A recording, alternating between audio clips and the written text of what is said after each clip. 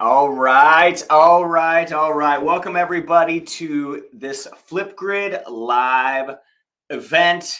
This is our last one. This is the last one of this design series. I've learned so much. I feel like I've met cool friends. I got a million things that I've written down. I got books to read. I got stuff I want to get good at. I feel like I have pushed myself and learned a lot in this design series. And I hope if you haven't seen them, you can go back and watch them. Flipgrid.com/design series. You can check them all out. You can also hit us with your questions today that you might have. But I want to see where we are tuning in from today. Where are we at? Drop it in the chat, wherever you're logging in from today. I'm coming at you from my shed all the way in the middle of America in Lincoln, Nebraska. But where are you coming to us from today? Drop it in the chat. Hopefully you're logging on. Share this with whoever around the world, whether it's on your social, whether it's in the classroom. But as we're logging on here today, get ready to have your questions asked so we can answer them during this live stream. I'm excited for today's live stream. And so I'm just gonna hop into it. And so this live stream, if you're looking for a career in design, or if you have a creative passion and you're trying to figure out where that might fit in the world, this design series gives you a really cool snapshot into what's possible in the careers that are just for creative people that love design and love thinking about things differently. They're creative problem solvers, and it's a really cool space for them. And so today we've got a really cool guest for you, and I'm excited to get started. And so we're going to bring our guest on. Clara Smith is here with us today. No relation, but definitely taking the last name. Clara, what's up? Thanks for joining us today. Thank you so much for having me. I'm so happy to be here. We are excited. Where are you coming to us from today?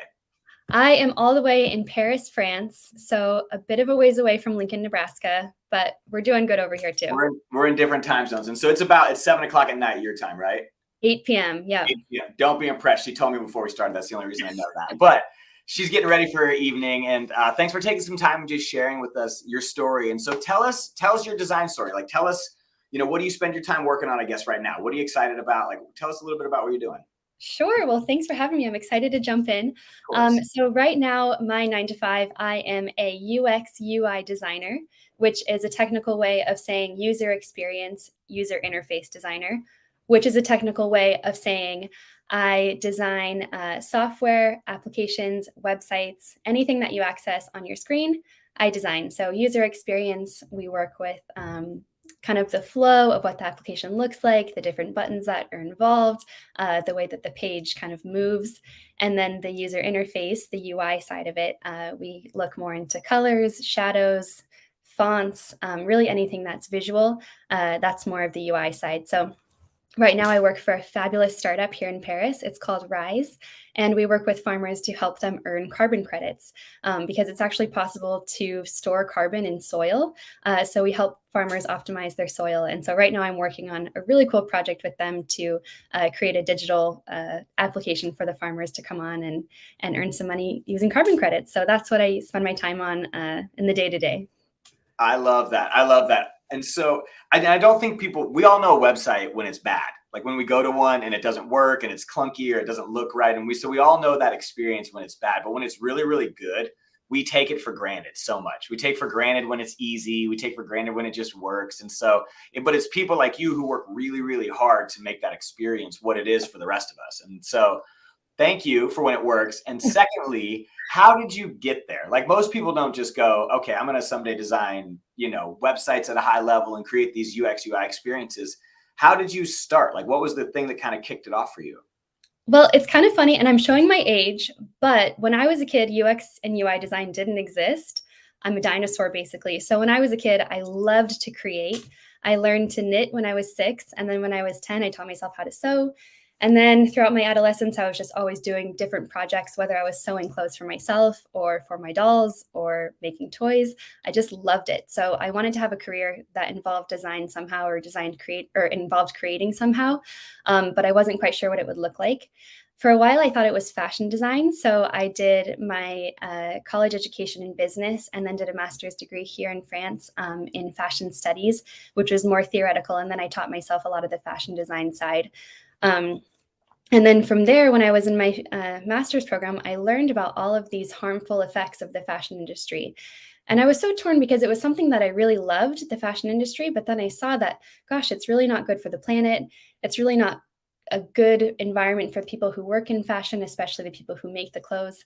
And I was just kind of torn because I wasn't sure how I could enjoy this thing that I loved, which was fashion design, and then also contribute. I didn't want to contribute to these harmful consequences. So when I was doing my master's program, I thought a lot about how I could use design to sort of alleviate some of these problems that we were seeing.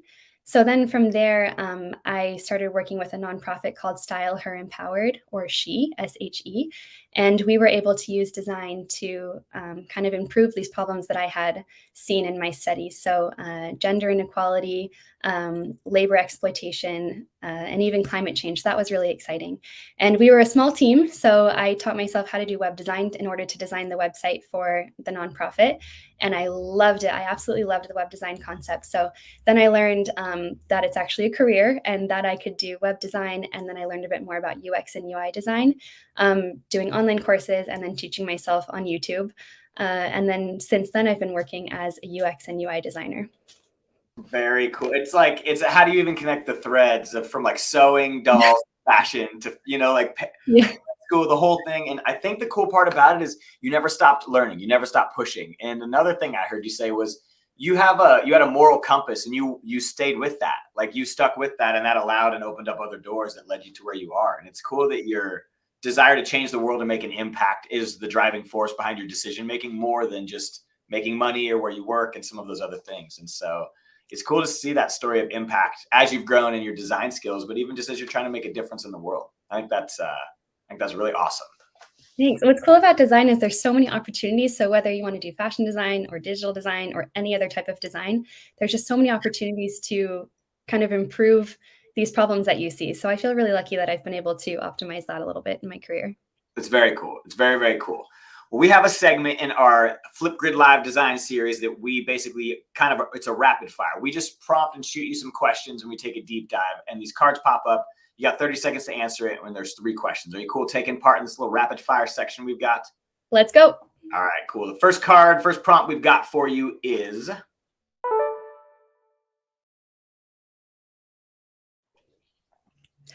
All right, so this one has to be the SHE uniform, the uniform that I designed with Style Her Empowered. Here's a picture of it here. So this is a special uniform because in West Africa and different places around the world, uniforms are required to go to school. But uniforms are really expensive. And a lot of times families, if they can afford to purchase a school uniform for their child, they'll purchase it for their son because they prefer to have their daughter at home doing domestic work. So our goal for this project was to design a school uniform for girls so they could go to school longer.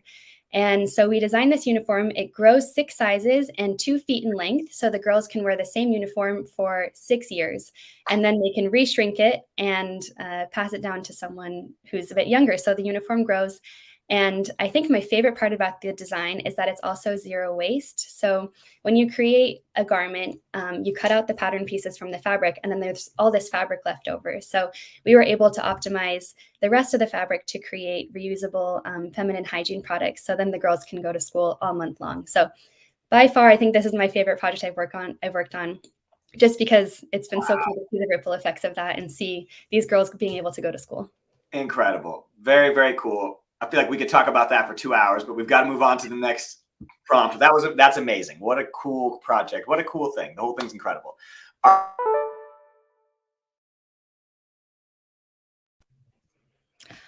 All right, I have 2 answers for this one, so I'll try to go quick. The first one, in my digital design, I always look at fashion. And even though fashion is a tangible object, I love to discover the collections that the designers put on the runway every season. And not a lot of people know this, but the collections are very research-based. So they're always drawing from a point of inspiration that's whether historically or theoretically referenced. So I always love deep diving into what the inspiration was for the designers and then kind of going down that rabbit hole, learning something new, and then implementing it into my digital designs in the websites or the software. And then the second inspiration that I love that is just, I could talk for hours about, is the library. These days in tech, everything's changing so quickly. And I find when I look online for articles, it's always kind of an echo chamber and everyone's sort of saying more or less the same thing. But when I go to the library, it is a treasure trove of history and research and references of what people have done 10, 15, 20 years ago, even before UX and UI design was named UX and UI design. So I absolutely love the library for inspiration, and it's free. So cannot recommend enough. Oh, love it. I love it. What a cool, that's very cool. Every librarian out there or media, or, media tech is just like pumping their fist right now. They're so stoked. That's awesome. All right. Our third prompt we've got for you.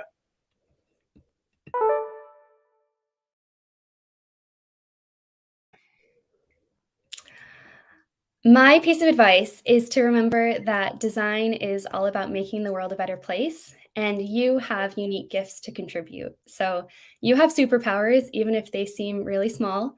For me, when I was really little, I was quite shy, but being shy taught me to be a good listener. And now in my work, being a good listener is really helpful because it helps me listen to our users and understand what their problems are, and then help solve those problems in the products that I design. So I would say make a list of your superpowers and remind yourself of them every day, and then call on your superpowers to help you design. So whether you design something beautiful, something practical, something useful, something fun, something awesome, it's all important because that's essentially what design is making the world a better place, one small design at a time, using your superpowers. I love that. That's so great. I love the superpowers analogy. All right, we're going to take questions from people watching this. So if you've got questions, toss them in the chat, give them to the educator you're watching this with, or use the chat here. And so toss us your questions. I've got a couple questions I'm going to kick us off with first, though. And so the first question I have is, these things, sometimes when we have to explain our life, we focus on like the career highlights and the things we did and the stuff we're proud of. And it's almost like the things that went well. What's something that didn't go well, and what did you learn from it? I'm so glad you asked, Mike, because it is important to highlight those things as well. Mm-hmm. So this fabulous dress that I talked about, it was not always fabulous. We designed the dress with what we thought the girls wanted. So we talked to a few girls in the focus groups who lived in Togo, Africa, and they said, yeah, we want a dress that grows and it should look something like this. So we created it, and we were so proud of ourselves, and we gave it to them. And they said, we don't like it. We don't feel pretty in it. We feel like we look kind of poor, and we don't want to wear it. So it was back to the drawing board. We listened to them. We made a little bit of design changes, and then we gave them a few iterations later, the final dress, and they liked it. And they said they actually preferred to wear it to their other dresses. So that was a huge win for us. And it was more than anything, a good lesson to listen to your users' needs and put your own self out of the way when designing. I'm going to ask a follow-up to that, because that's the hardest part when you're a creative person, is sometimes that feedback can feel so personal, because you deeply care about it. And so how do you deal with the criticism process when you get feedback, when people critique you? Like, what's some just advice you might have for some of us who struggle with feedback, or if we're just starting our careers off and we get that first, hey, you got to change this, and it's can feel devastating at first. So how do you help us in that process, or give us some advice there? Definitely. Good question. So that's something, being a designer, it's feedback all day, every day. And what's wonderful about design is that everybody loves design. And I think everybody kind of thinks of themselves as a designer. So when you approach feedback, it's also important to remember that perhaps there are some things that you might have more expertise in than the people giving feedback. So if you're presenting to someone who might not have much of an interest in the project, it's good to filter that with other feedback from people who are invested in the project. So get feedback from, of course, your boss and everyone, but also get feedback from people that you really respect and admire, and then listen to that feedback and use that to grow.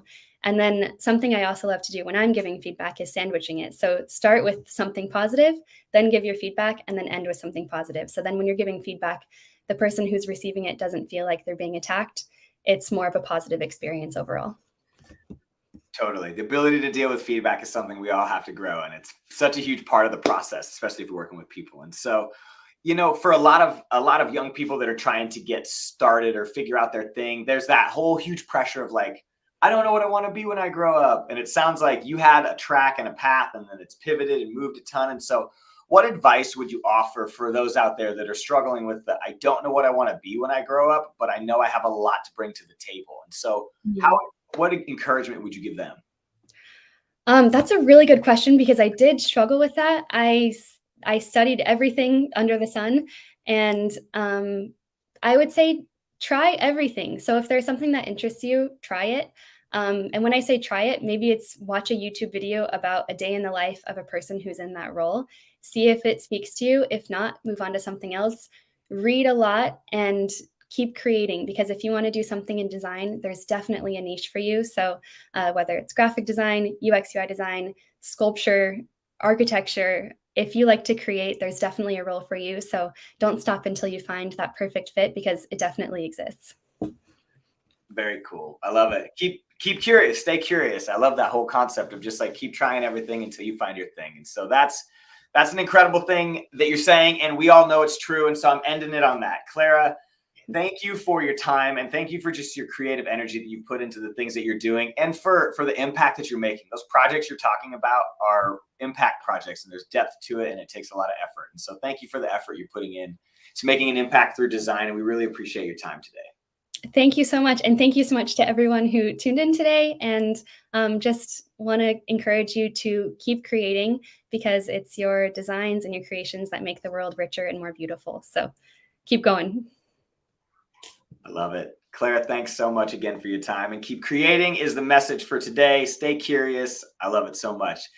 Well, that wraps up our Flipgrid design series. And so I just want to say, on behalf of Flipgrid, thanks so much for tuning in. Thanks for watching all of these each Friday. We hope you learned something from it. You can go back and watch these again if you missed something, or if you want to hit the rerun. So thanks so much for kicking it with Clara and I today. We hope you all have a great weekend. Take it easy. Thanks so much.